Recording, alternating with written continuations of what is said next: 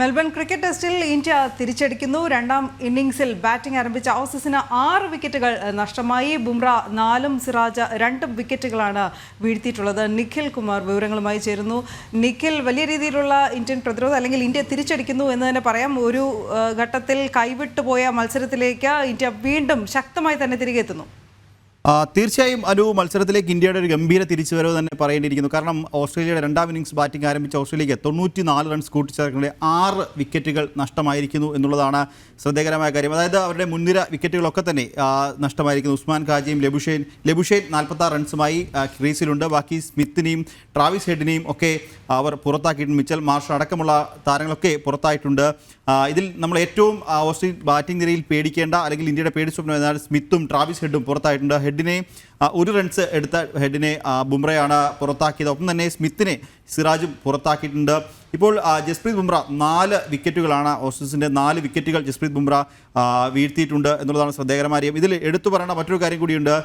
ജസ്പ്രീത് ബുംറയ്ക്ക് 200 വിക്കറ്റുകൾ എന്ന ആ ഒരു നേട്ടത്തിൽ കൂടി ബുംറ എത്തിയിട്ടുണ്ട് എന്നുള്ളതൊരു ശ്രദ്ധേയകരമായ കാര്യമാണ്. എന്തായാലും ഇന്ത്യയുടെ പേസ് ബൗളിംഗ് ബുംറയും സിറാജും ചേർന്നുള്ള ആ ഒരു പേസ് ബൗളിംഗ് നിര ഓസീസിൻ്റെ രണ്ടാം ഇന്നിംഗ്സിൽ അവരെ 94 നിലവിൽ ഏറ്റവും പുതിയ സ്കോർ റൺസിന് 94 റൺസിനിടെ 6 മുൻനിര വിക്കറ്റുകൾ വീഴ്ത്തിയിട്ടുണ്ട്.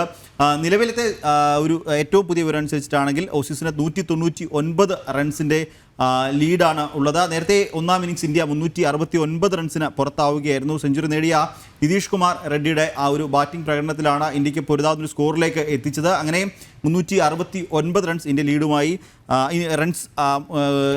റൺസിനാണ് ഇന്ത്യ പുറത്തായത്. ശേഷം രണ്ടാം ഇന്നിംഗ്സ് ബാറ്റിംഗ് ആരംഭിച്ച ഓസ്ട്രേലിയക്ക് നിലവിൽ 94 റൺസിന് 6 വിക്കറ്റുകൾ നഷ്ടമായിരിക്കുന്നു എന്നുള്ളതാണ്. നേരത്തെ പറഞ്ഞതുപോലെ ജസ്പ്രീത് ബുംറയുടെ പ്രകടനമാണ് നിർണായകം ആയിക്കൊണ്ടിരിക്കുന്നത്. കാരണം ഈയൊരു ബോർഡർ ഗവാസ്കർ ട്രോഫിയിൽ നോക്കിക്കഴിഞ്ഞാൽ ഇതുവരെ 4 മത്സരങ്ങൾ കളിച്ചതിൽ നിന്നും 29 വിക്കറ്റുകളാണ് ബുംറ സ്വന്തമാക്കിയത് എന്നുള്ളതാണ് ഏറ്റവും ശ്രദ്ധേയകരമായ കാര്യം. അതോടൊപ്പം തന്നെ ഏറ്റവും അവസാനം പറഞ്ഞ 11 പന്തിൽ നിന്ന് വെറും 3 റൺസ് മാത്രം വിട്ടുകൊടുത്തു 3 വിക്കറ്റുകൾ. അതായത് ഈ ഒരു മത്സരത്തിന് ശരിക്കും ഗെയിം ചേഞ്ചിങ് മൂമെൻറ്റ് എന്ന് പറയാൻ സാധിക്കുന്നത് അതുതന്നെയാണ്. ആ ഒരു 3 വിക്കറ്റുകൾ ബുംറ സ്വന്തമാക്കുന്നു അവസാന 11 ബോളിൽ. നേരത്തെ പറഞ്ഞതുപോലെ തന്നെ 200 വിക്കറ്റ് എന്ന ഒരു നേട്ടത്തിലേക്ക് ബുംറ എത്തിയിരിക്കുന്നു. അതും ട്രാവിസ് ഹെഡിനെ പുറത്താക്കിക്കൊണ്ട് തന്നെ എത്തിയിരിക്കുന്നു. ആദ്യ വിക്കറ്റ് ബുംറയുടെ ആദ്യത്തെ ടെസ്റ്റ് വിക്കറ്റ് 2018 ഡിവിലിയേഴ്സിനെ പുറത്താക്കിക്കൊണ്ടാണെങ്കിൽ ഇപ്പോൾ 2024 ട്രാവിസ് ഹെഡിനെ പുറത്താക്കിക്കൊണ്ട് 200ാം വിക്കറ്റ് ബുംറ തികച്ചിരിക്കുകയാണ്. നിതീഷ് കുമാർ റെഡ്ഡി, അങ്ങനെ ബാറ്റ് കൊണ്ടും ജസ്പ്രീത് ബുംറ ബോൾ കൊണ്ടും ഇന്ത്യക്ക് വിജയം സമ്മാനിക്കുമോ എന്നതാണ് ഇനി അടുത്ത ഏതാനും മണിക്കൂറുകളിൽ കാത്തിരുന്ന് കാണേണ്ടത്.